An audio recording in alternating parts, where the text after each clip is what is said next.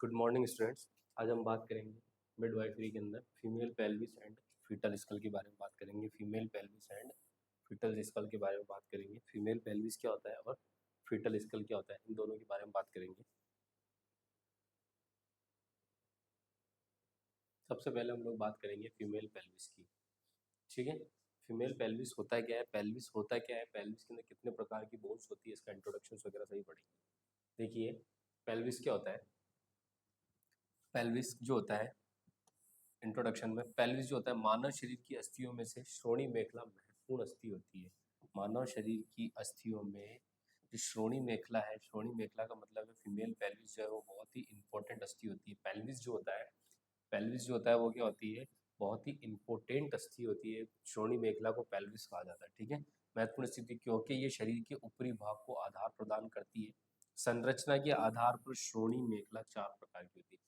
ये क्या करती है, ये पार्ट है, इसको ऊपर वाले पार्ट को, जो अपर वाला पार्ट है उसको क्या करने लगता है, प्रदान करती है, आधार प्रदान यानी सपोर्ट करके रखने का काम करती है, बियरिंग करने का, इस तरीके से करने का काम करती है, इस तरीके से। ठीक है, इसे ये पेल्विस है आपका, तो इस तरीके से इसको रख के रखने का काम करती है। ठीक है, और श्रोणि मेखला जो होती है, पेल्विस जो होता है वो चार प्रकार का होता है। कौन कौन से पेल्विस होती है देखेंगे। फर्स्ट पेल्विस हम लोग, फर्स्ट पेल्विस देखेंगे आप लोग, एंथ्रोपॉइड पेल्विस, ANT, यहाँ पे एन कर लेना ना। एंथ्रोपॉइड पेल्विस है। इस प्रकार की पेल्विस के ब्रिम का आकार अंडाकार होता है। ये जो पेल्विस होता है एंथ्रोपॉइड, ये इस प्रकार का जो पेल्विस होता है, इसकी जो ब्रिम होता है, ब्रिम यानी ऊपर वाला जो इनलेट वाला पार्ट है, जिसे इनलेट ब्रिम कहते हैं। ठीक है, इनलेट ब्रिम वाला पार्ट जो होता है, अपर वाला पार्ट होता है पेल्विस। इस तरीके की पेल्विस की स्ट्रक्चर होती है, इस तरीके की स्ट्रक्चर होती है। इसके अंदर जो अपर वाला जो पार्ट होता है ना, ये वाला, ये इनलेट ब्रिम कहलाता है, इनलेट। और ये वाले जो होती है कैविटी। ठीक है, और ये नीचे वाला होता है आउटलेट। ठीक है, तो इनलेट ब्रिम जो होता है वो क्या होता है, अंडाकार होता है। इसका जो इनलेट ब्रिम जो होगा, ऊपर वाला जो पार्ट होगा, वो कौन सा होगा, अंडाकार होता है। एंड्रॉइड पेल्विस होता है। इस प्रकार के पेल्विस के ब्रिम का आकार जो कौन सा होता है, हृदयाकार होता है, हृदय के आकार का होता है, हार्ट शेप्ड का होता है। उसके बाद में हम लोग देखेंगे गायनेकोइड पेल्विस। इसमें ब्रिम की संरचना लगभग गोलाकार होती है। इसके अंदर क्या होती है, ब्रिम की संरचना, गायनेकोइड के अंदर क्या होती है, ब्रिम की संरचना जो होती है, स्ट्रक्चर जो होता है वो कौन सा होता है, गोलाकार होता है। उसके बाद में है पेटिपुलोइड पेल्विस। इस प्रकार का ब्रिम चपटा होता है। जो पेटिपुलोइड पेल्विस जो होता है, इस प्रकार का जो ब्रिम होता है वो क्या होता है, चपटा होता है। क्लियर है, आया समझ में। जो पेल्विस है चार प्रकार के होते हैं। कौन कौन से होते हैं, एक तो एंथ्रोपॉइड होता है। ठीक है, उसके बाद में एंड्रोइड पेल्विस होता है, गायनेकोइड पेल्विस होता है, और पेटिपुलोइड पेल्विस होता है। ठीक है, एंथ्रोपॉइड जो पेल्विस होता है उसका ब्रिम का जो आकार होता है वो कौन सा होता है, अंडाकार होता है। एंड्रोइड का जो होता है, एंड्रॉइड पेल्विस होता है, उसके जो ब्रिम का आकार है वो कौन सा होता है, हार्ट शेप यानी हृदयाकार होता है। ठीक है, गायनेकोइड पेल्विस होता है, इसके ब्रिम की संरचना कौन सी होती है, गोलाकार होती है। और पेटिपुलोइड पेल्विस जो होता है उसकी ब्रिम की संरचना कौन सी होती है, चपटा होता है। आया समझ में, क्लियर है। उसके बाद में हम लोग देखेंगे कि कौन कौन से पेल्विस होते हैं और क्या क्या, कौन कौन सी स्ट्रक्चर्स होती है इनकी, पेल्विस की, पेल्विस की कौन कौन सी स्ट्रक्चर होती है उसके बारे में बात करेंगे हम लोग। कि पेल्विस के अंदर कौन कौन सी स्ट्रक्चर होती है, कौन कौन सी बोन से मिलकर के बना होता है पेल्विस, उसके बारे में बात करेंगे। फर्स्ट देखेंगे हम लोग पेल्विस की विशेषताएं क्या होती है। पेल्विस जो होता है इसकी विशेषताएं क्या होती है देखेंगे। मानव में नर में क्या होता है, नर में एंड्रॉइड प्रकार का पेल्विस प्रेजेंट होता है। एंड्रॉइड प्रकार का पेल्विस क्या होता है, प्रेजेंट होता है। ठीक है, कौन से प्रकार का पेल्विस प्रेजेंट होता है, एंड्रॉइड प्रकार का पेल्विस प्रेजेंट होता है। जबकि स्त्रियों के अंदर गायनेकोइड प्रकार का पेल्विस प्रेजेंट होता है। आया समझ में, यानी कि नर के अंदर कौन से प्रकार का पेल्विस है, एंड्रॉइड पेल्विस प्रेजेंट होता है। और स्त्रियों के अंदर जो फीमेल होती है, मेल के अंदर तो कौन सा एंड्रॉइड प्रकार का पेल्विस, और फीमेल के अंदर कौन सा प्रकार का पेल्विस प्रेजेंट होता है, गायनेकोइड पेल्विस प्रेजेंट होता है। ठीक है, उसके बाद में हम लोग देखेंगे इसकी स्ट्रक्चर। इसकी स्ट्रक्चर क्या होती है, श्रोणि मेखला का निर्माण कुल चार अस्थियों से होता है जो कि निम्नलिखित होती है। कौन कौन सी चार अस्थियां कौन कौन सी होती है, एक तो होती है टू इनोमिनेट बोन, एक सैक्रम, और एक कॉक्सियक्स। ठीक है, देखेंगे जो टू इनोमिनेट बोन है, two innominate bone,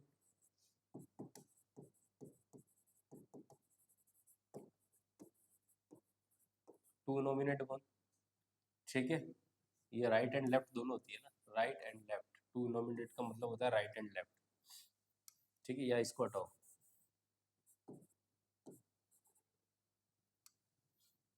innominate bone right and left हो गई, ये टू हो गई। ठीक है, उसके बाद में सैक्रम, सैक्रम जो होती है 1, कॉकेक्स जो होती है 1। ठीक है। जो श्रोणि मेखला होती है कौन कितने प्रकार की बोन से बनी होती है? 4 प्रकार की बोन से बनी होती है, जिसमें 2 इनोमिनेट बोन होती है, 1 सैक्रम होती है और 1 कॉकेक्स होती है। ठीक है। इनोमिनेट बोन जो होती है फिर वो 3 भागों में डिवाइड होती है, जिसके अंदर इलियम, इस्चियम और प्यूबिस आता है। ठीक है। तो हम इसके अंदर आगे और देखते जाएंगे। तो सबसे पहले तो ये ध्यान रखेंगे आप लोग इस स्ट्रक्चर में कि जो पेल्विस होता है वो 4 बोन से मिलकर के बना होता है, 2 इनोमिनेट बोन, 1 सैक्रम और 1 कॉकेक्स से मिलकर के बना होता है। जनरल क्वेश्चन कोई भी आएगा तो यही पूछा जाएगा कि जो फीमेल पेल्विस होता है या पेल्विस जो होता है, हिप बोन जिसे कहते हैं या पेल्विस जिसे कहते हैं, पेल्विस कितने, जो पेल्विस के अंदर कौन कौन कितने प्रकार की बोन्स प्रेजेंट होती है या संरचना कितनी होती है, कितनी अस्थियां प्रेजेंट होती है, कितनी बोन्स प्रेजेंट होती है, तो आप बोलेंगे 4 बोन्स प्रेजेंट होती है, जिसके अंदर 2 इनोमिनेट बोन होती है, 1 सैक्रम होता है और 1 कॉकेक्स होती है। अब जो इनोमिनेट बोन है वो अलग पार्ट में डिवाइड होती है, फिर वो 3 पार्ट में अलग से डिवाइड होती है, देखेंगे पहले। ठीक है। अब इनोमिनेट जो बोन है, प्रत्येक इनोमिनेट बोन अस्थि का निर्माण 3 अस्थियों से संयोजन से होता है, जो कि निम्नलिखित है। मैंने अभी बताया आप लोगों को, जो इनोमिनेट बोन है फिर 3 भाग में डिवाइड हो जाएगी। वो 3 भाग में कौन कौन से भाग में डिवाइड हो रही है? इलियम, इस्चियम और प्यूबिस। ये राइट लेफ्ट है, right left ilium, right left ischium और राइट लेफ्ट प्यूबिक बोन। है क्या समझ में? यानी कि इस तरह की स्ट्रक्चर होती है ना पेल्विस की, इस तरह की, इस तरह की पेल्विस की स्ट्रक्चर होती है। ठीक है, इस तरह की पेल्विस की स्ट्रक्चर होती है।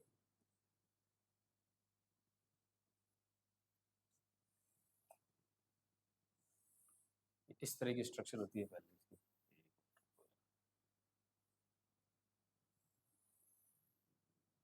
इस तरह की स्ट्रक्चर होती है पेल्विस की।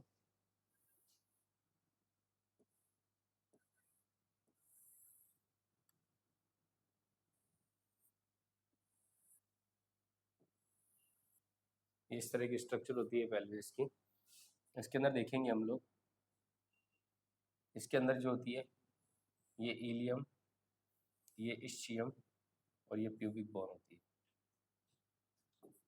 आई एल आई इलियम, इस्चियम और ये प्यूबिस बोन। सेम पोर्शन इस तरफ भी ऐसा कैसा ही होता है, इलियम, इस्चियम, ये प्यूबिक बोन, ये प्यूबिस। ठीक है। इलियम और इस्चियम और प्यूबिस बोन, तो ये राइट और ये लेफ्ट।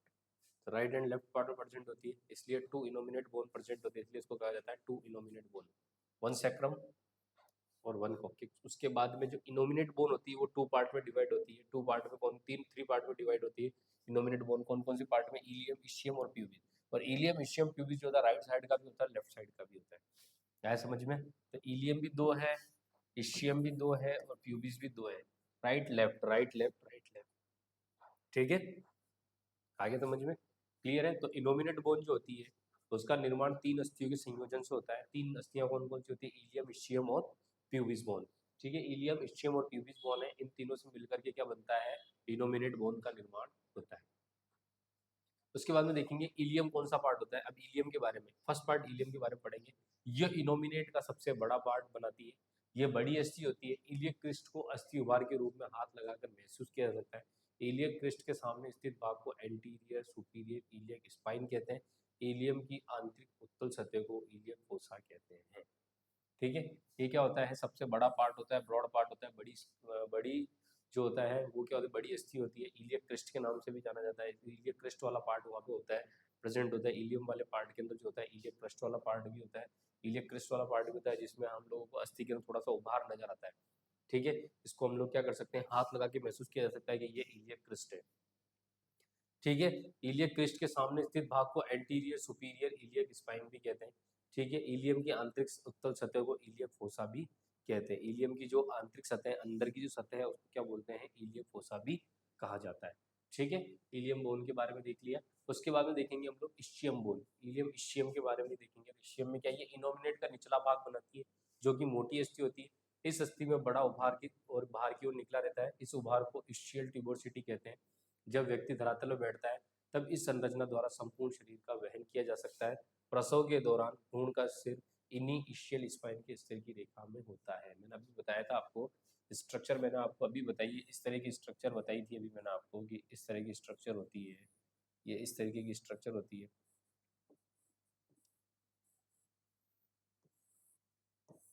ये इस तरह की स्ट्रक्चर होती है, तो मैंने आपको बताई है। तो इलियम वाला पार्ट है ये, इशियम वाला पार्ट। अब इलियम इशियम, इलियम वाला पार्ट तो है ये ऊपर वाला पूरा इलियम वाला पार्ट है, ये इशियम वाला पार्ट है।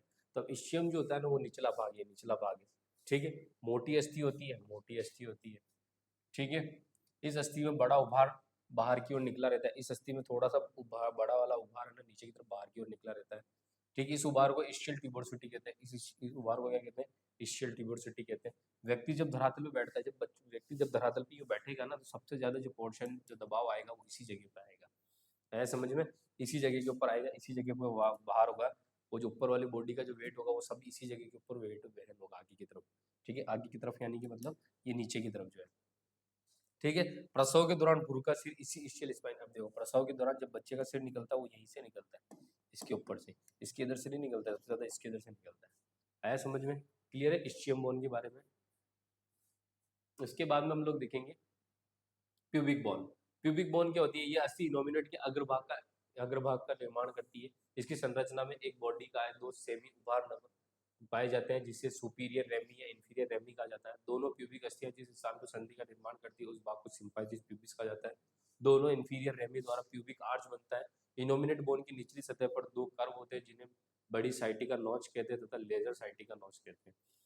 आया समझ में, क्लियर है। देखिए अब क्यूबिक बोन कौन सी थी, वो आगे की तरफ जो बोन होती है ना, आगे की तरफ, वो इस तरीके की अपन ने स्ट्रक्चर देखी थी, इस तरह की स्ट्रक्चर, ठीक है। ये इस तरह की स्ट्रक्चर देखी थी हम लोगों ने कि जो आगे की तरफ जो बोन है, ये जो इस तरफ की जो बोन प्यूबिक बोन, इस तरफ की जो बोन है प्यूबिक बोन, और ये दोनों एक दूसरे से जुड़ती है, संधि है, इसको क्या बोलेंगे, सिम्फाइसिस प्यूबिक जॉइंट कहते हैं, ठीक है। यहाँ पे क्या होता है, ये सबसे आगे वाले भाग का निर्माण करती है, ये फ्रंट वाले पार्ट का निर्माण करती है, आगे की तरफ का जो बिल्कुल आगे एंटीरियर वाला पार्ट है जहाँ से जुड़ा हुआ रहता है आगे की तरफ, सिम्फाइसिस प्यूबिस जॉइंट के द्वारा जुड़ा रहता है पेल्विक, वो उस वाले पार्ट का निर्माण करती है, जिसको बोलते हैं सिम्फाइसिस प्यूबिस जॉइंट कहते हैं, सिम्फाइसिस प्यूबिस बोन कहते हैं, ठीक है। इसके अंदर क्या होते हैं, दो रेमी दिखाई देते हैं, जिसको क्या बोलते हैं, सुपीरियर रेमी और इंफीरियर रेमी भी दिखाई देते हैं यहाँ पे, ठीक है, यहाँ पे दिखाई देते हैं। और इसके अंदर यहाँ पे जो संधि का निर्माण होता है उसको सिम्फाइसिस प्यूबिस संधि का कहा जाता है, ठीक है। दोनों रेमी द्वारा प्यूबिक आर्च बनता है, ठीक है। दोनों रेमी क्या बनाते हैं, एक प्यूबिक आर्च का फॉर्मेशन करते हैं। इनोमिनेट बोन की सबसे निचली सतह पर दो कर्व देते हैं जिन्हें साइटी की नोच कहता है, जैसे लेजर साइटी की नोच कहा जाता है, ठीक है। बड़ी साइटी की नोच तथा लेजर साइटी की नोच कहा जाता है, ठीक है। यहाँ पे क्या होता है कि जो इनोमिनेट बोन की निचली सतह जो होती है ना, निचली नीचे की सतह होती है, इधर नीचे की तरफ जो सतह होती है, एक सतह और नीचे बनती है, ढंग से देखा जाए 3D डायग्राम में, तो इसको ऊपर किया जाए ना, नीचे की तरफ एक नोच बनती है, नोच स्ट्रक्चर्स बनती है, छोटी छोटी स्ट्रक्चर बनती है नीचे की तरफ, इस तरीके से, इस तरीके से नोच बनती है। उन नोच को क्या कहा जाता है, साइटिका नोच या लेजर नोच कहा जाता है। आप लोग डायग्राम विथ डायग्राम देखा जाए उसको, तो इस तरीके से उठा करके पेल्विस को देखा जाए ना नीचे से, पेल्विस को नीचे से देखा जाए तो वहाँ पे जो छोटी छोटी नोच बनती है, इस तरीके की स्ट्रक्चर दिखाई देती है, इस तरीके ऐसे उभार टाइप में स्ट्रक्चर दिखाई देती है, उसको क्या कहते हैं, नोच कहते हैं। वो कौन सी नोच होती है, एक तो या तो बड़ी साइटी की नोच होती है और एक लेजर साइटी की नोच कहलाती है। आया समझ में, ये सिम्पाइसिस प्यूबिस के आगे वाले पार्ट में प्रेजेंट होती है। आया, ठीक है, यहीं पे समझ में आ गया, क्लियर। उसके बाद में हम लोग देखेंगे सैक्रम। सैक्रम क्या होती है, अब सैक्रम बोन भी होती है। हम लोगों ने अभी तो देख लिया, इनोमिनेट बोन देखी थी, इनोमिनेट टू इनोमिनेट बोन देखी, इनोमिनेट बोन के अंदर हमने इलियम इशियम और प्यूबिस के बारे में पढ़ लिया। अब हम लोग बढ़ेंगे सैक्रम के बारे में। सैक्रम क्या होता है, भ्रूणीय अवस्था में चार अस्थियों के जुड़ने से एक सैक्रम अस्थि का निर्माण होता है। इनकी संरचना वेट्स के समान होती है। इस अस्थि का ऊपरी भाग उभार युक्त होता है जिसे केवल सैक्रल प्रमोटरी कहा जाता है। सैक्रल की आंतरिक सतह उत्तरातल होती है। इस अस्थि की दो पंखनुमा संरचना होती है, सैक्रम फाला कहा जाता है। सैक्रम की पश्चिम सतह पर खुदरी होती है जो कि पेशियों को जोड़ने के लिए स्थान प्रदान करती है। तो कुछ नहीं, इस तरह की बोन होती है, इस तरह की, ये इस तरह की पंखनुमा स्ट्रक्चर होती है इसकी, ये इस तरीके से रहती है। जो सैक्रम बोन होती है ना, वो ये इस तरीके से स्ट्रक्चर रहती है, पंखनुमा स्ट्रक्चर रहती है। तो पंख बनते हैं ना जिस पे चिड़िया हो पंख बनते हैं, उससे पंखनुमा स्ट्रक्चर होती है इस तरीके की, ठीक है, पंखनुमा स्ट्रक्चर बनाती है, ठीक है। और ये कितनी बोन से मिलकर के बनी होती है, 5 अस्थियों के जुड़ने से एक किसका निर्माण होता है, एक सैक्रम बोन का फॉर्मेशन होता है, पूरी सैक्रम बोन का फॉर्मेशन होता है, 5 अस्थियाँ जुड़ती है। इस अस्थि के ऊपर जो उभार होते हैं उसको क्या बोलते हैं, सैक्रल प्रोमोटर कहते हैं। इस तरीके से उभार नजर आते हैं इस बोन के ऊपर, इस तरीके से बोन के ऊपर जो उभार नजर आते हैं उसको क्या बोलते हैं, सैक्रल प्रोमोटर कहा जाता है। सैक्रम की आंतरिक सतह उत्तलाकार होती है। इस अस्थि की 2 पंखनुमा संरचना जिसे आला ऑफ सैक्रम कहा जाता है। सैक्रम की पश्च सतह खुरदरी होती है जो कि पेशियों को जुड़ने के लिए स्थान प्रदान करती है। सैक्रम की जो पीछे की सतह होती है वो खुरदरी होती है जो पेशियों को जोड़ने के लिए क्या करती है, स्थान प्रदान करती है। सभी जो होती है वो यहीं पे जुड़ी रहती है। ठीक है, आया समझ में। पूरा पार्ट जो होगा सैक्रम वाला पार्ट सैक्रम वाले पार्ट पे जुड़ा रहता है और नीचे लास्ट होती है कॉक्सिक्स वाला पार्ट। आ गया समझ में। यानी कि कुल मिला के ये है कि जो सैक्रम बोन होती है वो इस तरीके की स्ट्रक्चर होती है, इस तरह की स्ट्रक्चर होती है। ये नीचे वाला पार्ट होता है टेल पार्ट, ये तो क्या होता है कॉक्सिक्स वाला पार्ट होता है। ये सैक्रम बोन होती है, 5 बोन से मिलकर के बनी होती है ये। इस वाले पार्ट को आला ऑफ सैक्रम कहते हैं। ठीक है, वो उसके अंदर लैंडमार्क के अंदर जो देखा जाएगा, लैंडमार्क के अंदर जो पंखनुमा स्ट्रक्चर ये निकल रही है यहाँ पे जो आला ऑफ सैक्रम होता है ये स्ट्रक्चर इस तरीके पंखनुमा स्ट्रक्चर निकाल के रखता है ये। ठीक है, और इसकी जो सतह होती है वो क्या होती है, खुरदरी होती है, क्योंकि सभी बोन्स इससे जुड़ी हुई रहती है, पूरी बोन्स को जोड़ करके रखने का काम करती है। आया समझ में, क्लियर है। उसके बाद में हम देखेंगे, उसके बाद में हम देखते हैं कॉकेट। इस अस्थि का निर्माण भ्रूण में 4 अस्थियों के संयुक्त हो जाने से होता है। इस अस्थि द्वारा कशेरुकगण के अंतिम भाग का निर्माण होता है। ठीक है, ये स्पाइनल कॉर्ड का सबसे लास्ट पार्ट होता है। इस तरीके से पूंछनुमा स्ट्रक्चर होती है इसकी। ठीक है, इस तरीके से पूंछनुमा स्ट्रक्चर होती है ये। ठीक है, और ये कितनी बोन से मिलकर के बना होता है, 4 बोन से मिलकर के बना होता है ये। इस अस्थि द्वारा कशेरुकी दंड के अंतिम भाग का निर्माण होता है। इस बोन के द्वारा किसका निर्माण होता है, कशेरुकी दंड। कशेरुकी दंड का मतलब स्पाइनल कॉर्ड के अंतिम भाग, लास्ट पार्ट होता है ये। अंतिम भाग जो स्पाइनल कॉर्ड होता है उसका लास्ट भाग होता है, उसका निर्माण होता है कॉक्सिक्स जिसे कहते हैं। ठीक है, उसके बाद में देखेंगे इस अस्थि का निर्माण भ्रूण में 4 अस्थि के संयुक्त हो जाने से होता है। इस अस्थि द्वारा कशेरुकी दंड के अंतिम भाग का निर्माण होता है। क्लियर है, आगे समझ में। जो आपका कॉक्सिक्स वाला पार्ट होता है वो लास्ट पार्ट का फॉर्मेशन करता है। किसके लास्ट पार्ट का फॉर्मेशन करता है, आपके जो आपके स्पाइनल कॉर्ड होती है, स्पाइनल कॉर्ड के लास्ट पार्ट का निर्माण करता है। अब देखेंगे संधियाँ, फटाफट देखेंगे हम लोग स्पाइनल कॉर्ड के जो आपकी जो पेल्विक की जो संधियाँ हैं, जॉइंट्स कौन कौन से जॉइंट्स होते हैं देखेंगे इसके अंदर। जो इसके अंदर बोन्स है, बोन्स के अकॉर्डिंग ही इसके जॉइंट्स के नेम है। ठीक है, फर्स्ट देखेंगे पेल्विक जॉइंट। इसके अंदर पेल्विक जॉइंट के अंदर देखेंगे श्रोणी के जो पेल्विक है इसके चारों ओर अस्थियां परस्पर संधि द्वारा जुड़ी रहती है। श्रोणी मेखला की संधियां निम्न होती है। सैक्रोइलैक जॉइंट, सैक्रम और इलियम बोन की मध्य जो स्थित जो जॉइंट होता है, 2 संधियां होती है, उसको क्या बोलते हैं, सैक्रोइलैक संधि कहते हैं। ये सैक्रो इलियम सैक्रोइलियक जॉइंट कहते हैं। सैक्रम तथा इलियम के मध्य स्थित संधि जो होती है श्रोणी मेखला में, इस प्रकार की 2 संधियां होती है। ठीक है, उसको क्या बोलते हैं, सैक्रोइलाइक जॉइंट कहते हैं या सैक्रोइलियम जॉइंट कहते हैं। उसके बाद में देखेंगे सैक्रोकोक्सियल जॉइंट देखेंगे। जो सैक्रम और कॉक्सिक्स के बीच में जो जॉइंट बनता है उसको क्या बोलते हैं, सैक्रम कॉक्सिक्स जॉइंट कहते हैं। ठीक है, सिम्फाइसिस प्यूबिस किसे कहते हैं, तो दोनों प्यूबिक बोन के बीच में जो जॉइंट बनता है उसको सिम्फाइसिस प्यूबिस बोन जॉइंट कहते हैं। यह समझ में, इस तरीके से होता है पेल्विक, इस तरीके से पेल्विस होता है। ये सिम्फाइसिस प्यूबिस वाली, ये प्यूबिक वाली बोन हो गई है, ये इस तरीके से स्ट्रक्चर बनती है। ठीक है, ये इस तरीके से स्ट्रक्चर बनती है, ये प्यूबिक बोन और ये प्यूबिक बोन, इनके बीच में जो जॉइंट बनेगा वो क्या होगा, सिम्फाइसिस प्यूबिस। प्यूबिक बोन दोनों के बीच में जो जॉइंट बन रहा है इन दोनों को जोड़ के रखने का काम जो कर रही है वो सिम्फाइसिस प्यूबिस हो गई है। उसके पहले क्या बोला, सैक्रोइलियक जॉइंट। ये सैक्रम वाला पार्ट है आपका, पूरा सैक्रम वाला पार्ट ये ना 5 बोन से मिलकर के बना सैक्रम, और ये इलियम वाला पार्ट है। इन दोनों के बीच में जो जॉइंट बन रहा है कौन सा हो गया है आपका, सैक्रोइलियक जॉइंट।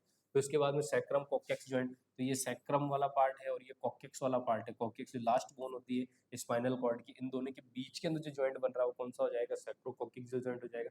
सिम्फाइसिस प्यूबिस कौन सा होगा, प्यूबिक बोन के बीच में जो जॉइंट प्रेजेंट होगा वो कौन सा हो जाएगा, सिम्फाइसिस प्यूबिस जॉइंट कहलाएगा। क्या ठीक है, क्लियर समझ में आ गया है आपको।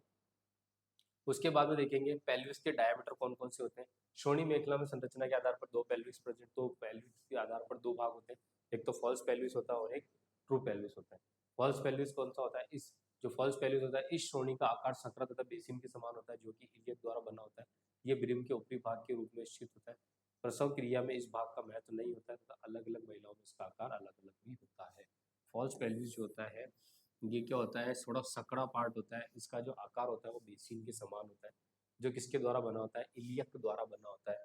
ठीक है, यह ब्रिम के ऊपरी भाग पर स्थित होता है। ये किसके ऊपर भाग पर स्थित होता है, ब्रिम के ऊपरी भाग के रूप में स्थित होता है। प्रसव क्रिया में इस भाग का कोई महत्व नहीं होता है। फॉल पेल्विस जो होता है, पहली बात तो फॉल पेल्विस जो है क्लियर बात ही है, जो लेबर की प्रोसेस होती है, बेबी डिलीवर्ड कराने की प्रोसेस में फॉल्स पेल्विस का कोई रोल नहीं होता है, ठीक है। और इसके अलावा तथा यह अलग अलग महिलाओं में इसका आकार क्या होता है, अलग अलग देखने को मिलता है।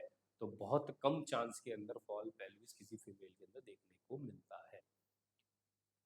आगे समझ में, ठीक है। अलग अलग महिलाओं में इसका आकार क्या होता है, अलग अलग होता है फॉल्स पेल्विस का, ठीक है। उसके बाद में देखेंगे हम लोग ट्रू पेल्विस। इस श्रेणी का प्रसव क्रिया में महत्वपूर्ण रोल होता है, इसलिए इसे ट्रू पेल्विस कहा जाता है। ये ब्रिम का निचला भाग होता है, ये गोलाकार गुहा का निर्माण करता है जिससे प्रसव के दौरान शिशु को मार्ग प्राप्त होता है। ट्रू पेल्विस की संरचना में मुख्यतः 3 भाग होते हैं, इनलेट, कैविटी और आउटलेट, ठीक है। ट्रू पेल्विस जो होता है ये बहुत काम का होता है, ठीक है। प्रसव की क्रिया, लेबर की प्रोसेस, बेबी डिलीवर्ड कराने में इसका बहुत बड़ा रोल होता है, इसलिए इसको ट्रू पेल्विस कहा जाता है, ठीक है। ये ब्रिम का जो होता है निचला भाग होता है। कौन सा पार्ट होता है, ब्रिम का निचला पार्ट। एक सेकंड, अब मैं बताता हूँ आपको क्लियर फॉल्स पेल्विस और ट्रू पेल्विस के बारे में। देखिए ये इस तरीके से स्ट्रक्चर होती है, ठीक है, इस तरीके की स्ट्रक्चर होती है ना पेल्विक की।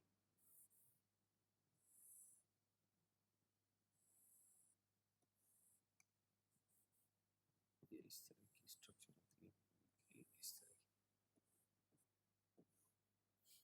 ये इस तरह की स्ट्रक्चर होती है पेल्विक की। अब इसके अंदर देखिए ये जो पार्ट है ना, ये वाला पार्ट, ये बेबी डिलीवर्ड कराने में कोई रोल नहीं है इसका,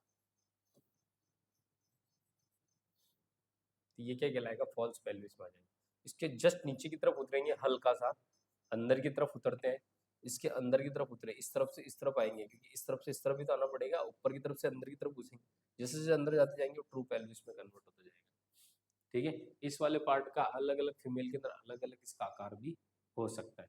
उसके बाद में ट्रू पेल्विस जो होता है ये क्या करता है, एक गोलाकार गुहा का निर्माण करता है जिससे प्रसव के दौरान शिशु को मार्ग प्राप्त होता है। ट्रू पेल्विस की संरचना मुख्य बात 3 प्रकार से बनी होती है, इनलेट, आउटलेट और इनलेट, कैविटी और आउटलेट, ठीक है। आया समझ में। इसके बाद में देखेंगे, उसके बाद में इनलेट के बारे में देखेंगे। पेल्विक ब्रिम का निर्माण करता है जो कि लगभग गोलाकार तथा अग्र पश्चिम सतह पर सकरा होता है। इनलेट शरीर में क्षैतिज 55 डिग्री के कोण पर स्थित होता है जिसे एंगल ऑफ इंसिलेशन कहते हैं, ठीक है। आया समझ में। ये पेल्विक ब्रिम का निर्माण करता है। इनलेट जो होता है, ठीक है, ब्रिम का, इनलेट को ब्रिम कहते हैं, ब्रिम का निर्माण करता है, ये गोलाकार होता है। ये अग्र सतह पर जो क्या होता है, अग्र पश्चिम सतह पर क्या होता है, ये सकरा होता है। इनलेट शरीर में क्षैतिज में 55 डिग्री कोण पर स्थित एंगल ऑफ इंसिलेशन कहते हैं।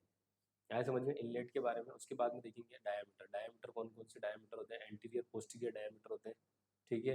एंटीरियर पोस्टीरियर डायमीटर में क्या करेंगे, इस व्यास को कॉन्जुगेटेड वीरा ट्रू कॉन्जुगेटेड तथा एनाटॉमिकल कॉन्जुगेटेड भी कहा जाता है। इस व्यास को सैक्रल प्रोमोटर के मध्य बिंदु पर सिंपासिस प्यूबिस की ऊपरी सीमा की आंतरिक सतह के मध्य की दूरी को घात करके नापा जाता है। सामान्यतः ये व्यास 11 सेंटीमीटर होता है। एंटीरियर पोस्टीरियर जो डायमीटर होता है, यानी एंटीरियर पोस्टीरियर डायमीटर का मतलब ये पेल्विस है आपका, तो पेल्विस को यहाँ से लेकर के यहाँ तक ये एंटीरियर पोस्टीरियर, ये तो एंटीरियर वाला पार्ट हो गया और ये पोस्टीरियर वाला पार्ट हो गया। इन दोनों के बीच की दूरी जो होती है उसको एंटीरियर पोस्टीरियर कहा जाता है। इसके अंदर क्या है, सैक्रल प्रोमोन्ट्री से लेकर के सिम्पाइसिस प्यूबिस, ये सिम्पाइसिस प्यूबिस वाला पार्ट है और ये सैक्रल प्रोमोन्ट्री वाला पार्ट, इन दोनों के बीच की जो दूरी होगी वो क्या जाएगी, एंटीरियर पोस्टीरियर डायमीटर हो जाता है। इसका जो नाप है वो क्या था जाता है, 11 सेंटीमीटर होता है, ठीक है।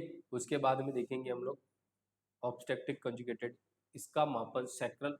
अब देखो एंटीरियर पोस्टीरियर डायमीटर समझ में आ गया ना आपको। एंटीरियर पोस्टीरियर डायमीटर किसे कहते हैं, एंटीरियर पोस्टीरियर डायमीटर जो होता है वो होता है एंटीरियर, फिर क्या बोलते हैं, पेल्विस का एंटीरियर से लेकर के पोस्टीरियर वाला, एंटीरियर के अंदर सिंपाइसिस प्यूबिस से लेकर पोस्टीरियर में सैक्रल प्रोमोन्टरी के बीच का जो पार्ट होता है, जितना डायमीटर होता है उसको क्या बोलते हैं, एंटीरियर पोस्टीरियर डायमीटर कहा जाता है पेल्विस का।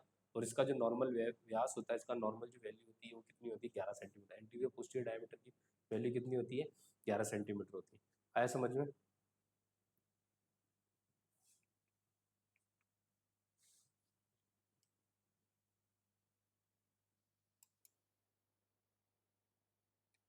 ठीक है। उसके बाद में हम लोग देखेंगे ऑब्स्टेट्रिक कॉन्जुगेटेड, इसका मापन सैक्रल प्रोमोटरी के मध्य बिंदु तथा अस्थि उभार जो कि सिंपाइसिस प्यूबिस की आंतरिक सतह होता है कि मध्य की दूरी नाप कर किया जा सकता है। ये सामान्यतः 10 सेंटीमीटर होता है। 10 सेंटीमीटर का मतलब क्या है कि इसका जो मापन सैक्रल प्रोमोटरी के मध्य, सैक्रल प्रोमोटरी का मध्य वाला पार्ट हो गया और आपका सिंपाइसिस प्यूबिस, सिंपाइसिस प्यूबिस की आंतरिक सतह, सिंपाइसिस प्यूबिस जो ये वाली बोन है, ठीक है, इस तरीके से जो बोन है, इसका जो अंदर वाला पार्ट है ना, इस जगह वाला पार्ट, इस जगह वाला पार्ट, एंटीरियर पोस्टीरियर में तो आगे से पीछे तक का नाप है, इसमें जो अंदर वाला पार्ट से लेकर के ये अंदर वाला पार्ट, इन दोनों के बीच की दूरी कितनी हो जाती है, 10 सेंटीमीटर नाप कर किया जा सकता है।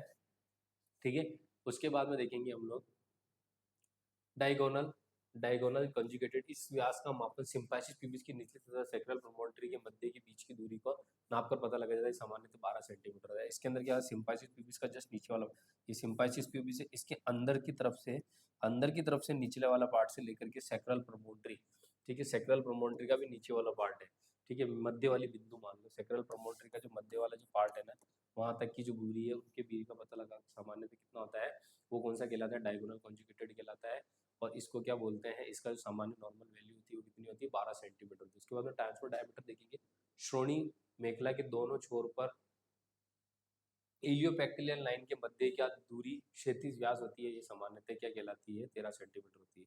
ये जो इस तरीके से जो इलियोपेक्टिलियन लाइन, इधर की इलियोपेक्टिलियन लाइन, इधर की, ये जो पेल्विक है आपका, पेल्विक के अंदर जो पेल्विक वाला पार्ट है, पेल्विक वाले पार्ट के अंदर जो उसकी जो लैंडमार्क से लैंडमार्क में इलियोपेक्टिलियन लाइन वाला जो पार्ट है ना, इलियोपेक्टिलियन लाइन, दोनों इलियोपेक्टिलियन, दोनों तरफ की इलियोपेक्टिलियन लाइन के बीच की जो दूरी होती है वो क्या कहलाती है, ट्रांसफर डायमीटर कहलाती है। ये सामान्यतः कितनी होती है, 13 सेंटीमीटर होती है। ठीक है, उसके बाद में ऑब्लिक डायमीटर देखेंगे, ऑब्लिक डायमीटर में क्या होगा, ये सैक्रोइलियक संधि तथा विपरीत दिशा में इलियोप्यूबिक एमिनेंस के मध्य की दूरी, इसका मान सामान्य नाप कितना होता है, 12 सेंटीमीटर होता है। इसमें क्या होता है, सैक्रोइलियक जॉइंट और इलियोप्यूबिक एमिनेंस के मध्य की दूरी जो होती है वो कितनी होती है, 12 सेंटीमीटर होती है। ठीक है, इसको क्या बोलते हैं, ऑब्लिक डायमीटर कहते हैं। यानी कि ऑब्लिक डायमीटर जो नापेंगे वो सैक्रोइलियक जॉइंट, इस सैक्रम और इलियम के बीच जो इस तरीके की सैक्रम और इलियम बोन होती है, यहाँ पे सैक्रम और इलियम बोन, किस तरीके से बताएं आपको, डायग्राम में मैडम करने सैक्रम, ठीक है, ये सैक्रम इलियम, ये इस तरीके से, ठीक है, ये जो सैक्रम इलियम पॉइंट है ये इस तरीके से, सैक्रम इलियम, ये सैक्रम इलियम जॉइंट है, यहाँ पे संधि जिसे कहते हैं सैक्रोइलियक संधि कहते हैं।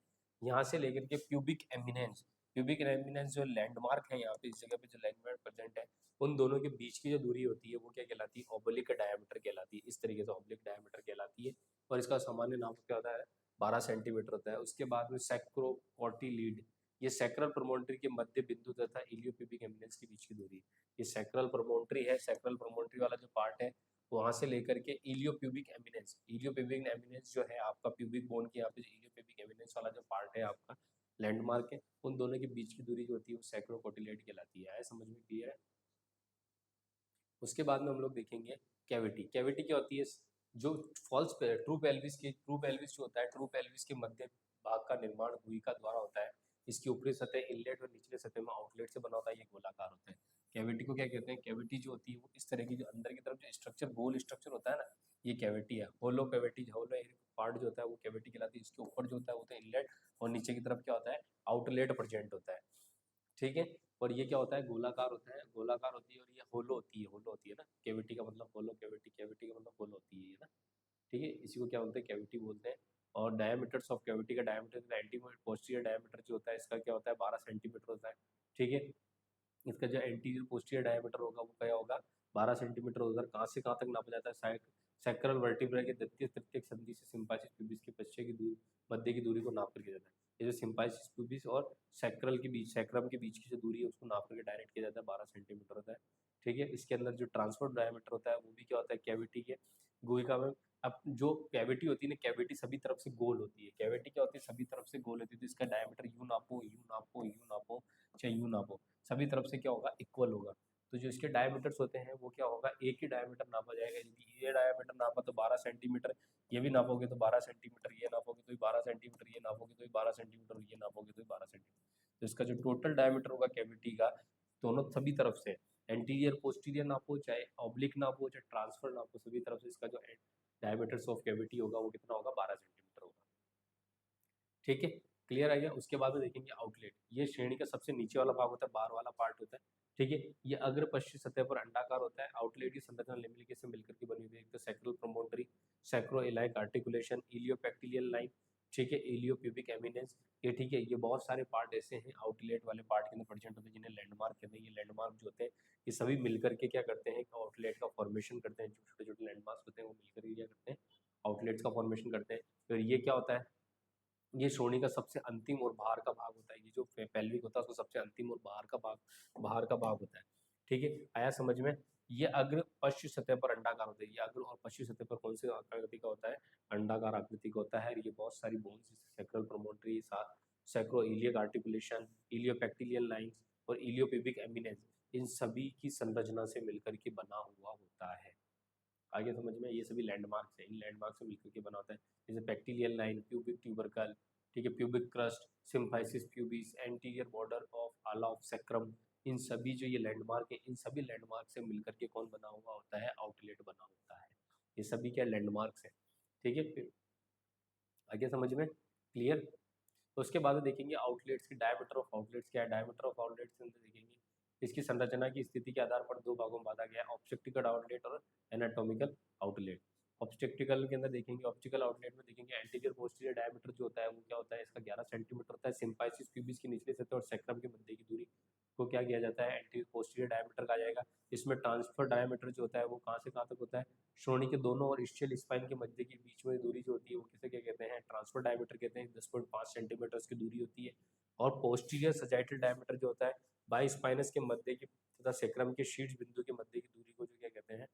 इसका जो सामान्य डायमीटर होता है वो कितना होता है? 5 सेंटीमीटर होता है। इन दोनों के बीच की दूरी बाई स्पाइनस के मध्य की दूरी तथा सेक्रम के बीच की दूरी, सेक्रम और बाई स्पाइनस के बीच की जो दूरी होती है वो कौन सी कहलाती है? पोस्टीरियर सजाइटल डायमीटर कहलाती है। इसकी जो सामान्य वैल्यू होती है वो कितनी होती है? 5 सेंटीमीटर होती है। ठीक है, एनाटॉमिकल आउटलेट जो है अस्थि में आउटलेट भी, किसे अस्थि में आउटलेट भी कहता है? ये डायमंड के आकार का होता है। इसके अंदर जो पोस्टीरियर डायमीटर जो होता है, एंटीरियर पोस्टीरियर डायमीटर होता है वो कहाँ से कहाँ तक नापा जाता है? सिम्पाइसिस प्यूबिस से लेकर के कॉकेक्स तक नापा जाता है। इसकी जो नॉर्मल वैल्यू जो होती है वो कितनी होती है? 13 सेंटीमीटर थी। इसमें जो ट्रांसफर डायमीटर होता है वो इस्चियल ट्यूबरसिटी से लेकर के नापा जाता है। ठीक है, इस्चियल ट्यूबरसिटी के बीच में नापा जाता है। इस्चियल ट्यूबरसिटी दोनों तरफ से, इस्चियल ट्यूबरसिटी वाला पार्ट है उनके बीच में नापा जाता है। इसका सामान्य लेवल होता है वो 11 सेंटीमीटर होता है। पोस्टीरियर सजाइटल डायमीटर होता है, ये क्या पे नापा जाता है? ये सैक्रोकोक्सियल संधि के अग्र पश्चिम सतह के मध्य की दूरी होती है। सैक्रोकोक्सियल जो जॉइंट है उसके आगे और पीछे की जो बीच की जो दूरी है वो पोस्टीरियर सजाइटल डायमीटर कहलाता है। इसकी सामान्य वैल्यू कितनी होती है? 8.5 सेंटीमीटर होती है। ठीक है, उसके बाद में पेल्विक की पेशियां व लिगामेंट्स। पेल्विक में कौन कौन सी पेशियां और कौन कौन सी लिगामेंट्स प्रेजेंट होते हैं? तो देखेंगे पेल्विस के अंदर सैक्रोइलाइक लिगामेंट प्रेजेंट होता है, सैक्रोटिबस लिगामेंट प्रेजेंट होता है, इंटरप्यूबिक लिगामेंट प्रेजेंट होता है, सैक्रोकोक्सियल लिगामेंट प्रेजेंट होता है, सैक्रोस्पाइनस लिगामेंट प्रेजेंट होते हैं। ये सभी लिगामेंट्स जो होते हैं वो क्या करते हैं? जो बोन से बोन को, जो लिगामेंट जो करते हैं वो क्या करते हैं? बोन को बोन से जोड़ के रखने का काम कौन करते हैं? लिगामेंट करते हैं। तो इसी तरीके से जो संधि है पेल्विस है इसको कौन सभी पेल्विस को सभी बोन से जोड़ के रखने का काम कौन करेगा? कौन करता है? लिगामेंट्स करते हैं। तो इसके अंदर कौन कौन से लिगामेंट प्रेजेंट होंगे? सैक्रोइलाइक लिगामेंट, सैक्रोटिबर्स लिगामेंट, इंटरप्यूबिक लिगामेंट और सैक्रोकोक्सियल लिगामेंट और सैक्रोस्पाइनस लिगामेंट। क्लियर? उसके बाद में देखेंगे हम लोग फीटल स्कल, स्थियां, व्यास, सूचर और आकार और फंक्शनल। कि भाई फीटल स्कल क्या चीज़ है? फीटल स्कल जो है वो खोपड़ी होती है। स्कल जो होता है वो खोपड़ी होती है। खोपड़ी बहुत ही जरूरी होती है।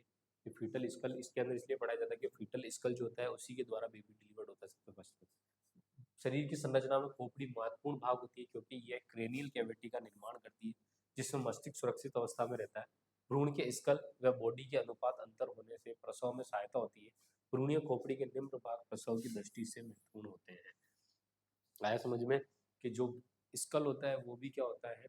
प्रसव के अंदर बहुत ही इंपॉर्टेंट होता है। स्कल का जो पार्ट होता है वो प्रसव के अंदर बहुत ही इंपॉर्टेंट होता है। यदि स्कल और बॉडी के अंदर कोई बराबरी नहीं होगी तो बेबी डिलीवर्ड होने में बहुत ही ज़्यादा प्रॉब्लम्स आती है। इसके अंदर सबसे महत्वपूर्ण पार्ट कौन कौन से हैं? देखिए, जो बेबी डिलीवर्ड कराने में कौन कौन से पार्ट होते हैं? जो खोपड़ी के पार्ट होते हैं, वर्टेक्स, ब्रो और फेस। ठीक है, आया समझ में?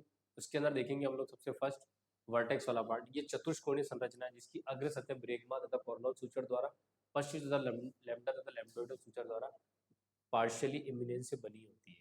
ठीक है, वर्टेक्स जो होता है वो क्या होता है? चतुष्कोणीय संरचना है।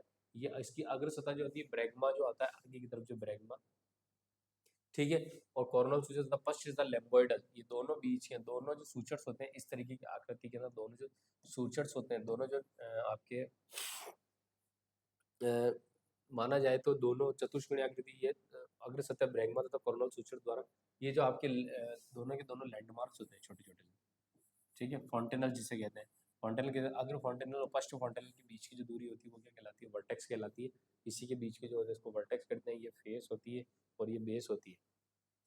ठीक है, आया समझ में? तो ये जो होता है कि कहाँ से कहाँ तक की दूरी होगी, ये दूरी जो हो गई आपकी, कहाँ से कहाँ तक की दूरी हो गई, अग्र फॉन्टेनल से पश्च फॉन्टेनल के बीच में। अग्र फॉन्टेनल जो होता है ब्रेगमा, और पश्च फॉन्टेनल जो होता है वो क्या होता है आपके लेम्बोइडल। इन दोनों के बीच की दूरी जो कि वर्टेक्स कहलाती है। ठीक है, ये दोनों इन दोनों से मिलकर इन दोनों के बीच में मिलकर के बना होता है वर्टेक्स। ब्रो होता है ये खोपड़ी के सामने का भाग स्थित होता है, जिसकी पश्चिम सतह कोरोनल सूचक तथा अग्र सतह फॉन्टेनल के पार्श्व भित्तिदार नासिका की मूल तथा सुत्ता ऑर्बिटल से मिलकर के बनी होती है। यहाँ से लेकर के यहाँ तक की जो बोन की जो दूरी होती है वो कौन सी होती है, ब्रो वाली पार्ट होती है।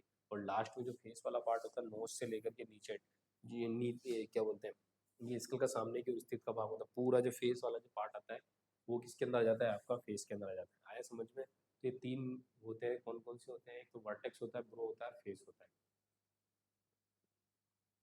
इसके बाद में देखेंगे इसके अंदर सूचर्स प्रेजेंट होते हैं। इसमें सूचर्स भी दो तरह के सूचर्स होते हैं, एक तो होता है वॉल्ट और फेस। ठीक है, खोपड़ी की संरचना को मुख्यतः दो भागों में बांटा गया है। संरचना जो स्ट्रक्चर है इसकी, इसको दो भागों में बांटा गया है, एक तो वॉल्ट और फेस के बारे में बांटा गया है।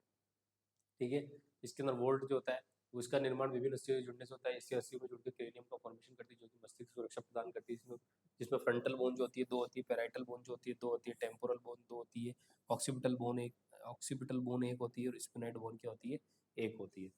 ठीक है, ये बहुत सारी बोन प्रेजेंट होती है, बहुत सारी बोन मिलकर क्या करती है, वोल्ट का फॉर्मेशन करती है।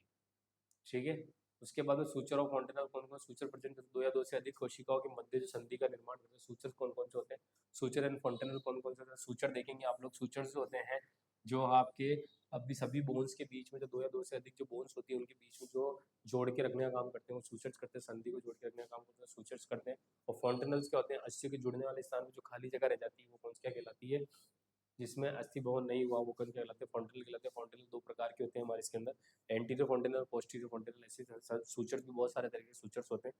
तो देखेंगे सही बोन्स के बीच में अलग अलग सूचर्स होते हैं।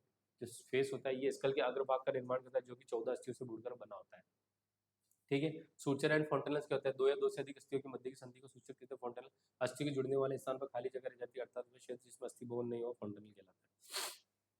अब सूचर किसे कहते हैं, देखो सबसे पहले sagittal suture, parietal bone, parietal संधियों के स्थित पैराइटल संधि अस्थियों के संधि स्थल पर स्थित सूचर को सजाइटल सूचर कहते हैं। दोनों पैराइटल बोन के बीच के अंदर जो संधि प्रेजेंट सूचर्स प्रेजेंट होते हैं वो कौन से होते हैं, सजाइटल सूचर प्रेजेंट होता है। फ्रंटल सूचर, ये फ्रंटल सूचर किसे कहते हैं, फ्रंटल सूचर जो होता है दोनों फ्रंटल बोन के बीच में जो सूचर बना होता है वो फ्रंटल सूचर कहलाता है। कोरोनल सूचर किसे कहते हैं, दो पैराइटल और फ्रंटल बोन, दो पैराइटल और दो फ्रंटल बोन के बीच में जो होता है वो कौन सा होता है, कोरोनल सूचर होता है। और लेम्बोइडल कौन सा होता है, दो ऑक्सीपिटल और पैराइटल के बीच में जो प्रेजेंट होता है वो लंबोइडल सूचर प्रेजेंट होता है, लेम्डा वाला पार्ट होता है पीछे की तरफ। आगे समझ में, सजाइटल सूचर जो होता है दोनों पैराइटल के बीच में प्रेजेंट होता है। ठीक है, फ्रंटल सूचर जो होता है फ्रंटल बोन के बीच में प्रेजेंट होता है, फ्रंटल अस्थियों के बीच में जो प्रेजेंट होता है फ्रंटल सूचर। कोरोनल सूचर जो होता है फ्रंटल और पैराइटल दोनों, दो फ्रंटल दो पैराइटल के बीच में जो प्रेजेंट होता है सूचर, उसको क्या कहते हैं, कोरोनल सूचर कहते हैं। और लेम्बोइडल सूचर किसे कहते हैं, लेम्बोइडल सूचर जिसे कहते हैं वो ऑक्सीपिटल बोन और पैराइटल बोन दोनों के बीच में जो प्रेजेंट होता है वो लेम्बोइडल सूचर कहलाता है। आगे समझ में क्लियर है। फॉन्टेनल जो होते हैं, फॉन्टेनल भी दो प्रकार के होते हैं, कौन कौन से फॉन्टेनल देखेंगे इसके अंदर। एक तो होता है एंटीरियर फॉन्टेनल ब्रैगमा, और जो पोस्टीरियर फॉन्टेनल होता है उसको लेम्बोइडल कहते हैं। ठीक है, ये डायमंड के आकार का होता है। एंटीरियर फॉन्टेनल जो होता है डायमंड के आकार का होता है। फ्रंटल सूचर सजाइटल सूचर तथा कोरोनल सूचर के मिलने के स्थान में बनता है। ये कहाँ कहाँ बनता है, जहाँ पे फ्रंटल बोन, सजाइटल बोन, ठीक है, जहाँ पे फ्रंटल सूचर सजाइटल सूचर और कोरोनल सूचर मिलते हैं।